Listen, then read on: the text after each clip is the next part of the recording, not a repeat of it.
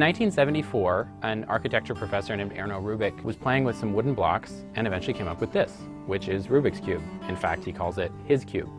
It took about 6 years, but it made it to the wider world, and it became the most popular puzzle of all time. It's an icon of the 1980s. You can see it in movies from the period, from the present day, and it has since come back thanks to the internet. Rubik is easily one of the most sophisticated, interesting people I've ever met, which is hardly surprising considering that he invented Rubik's Cube. He was trained as an architect, as a sculptor. His father was a famous engineer and his mother was a poet, making him literally the union of art and science. Chances are, if you recognize this, you've tried to solve it, and chances are, if you've tried to solve it, you failed, because let's face it, it's really hard.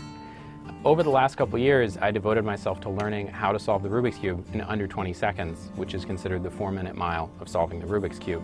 Every weekend around the world, in over 70 different countries, there are up to a dozen competitions on the international speedcubing circuit. Now, speedcubing is the sport of solving Rubik's Cube and other related puzzles in competition.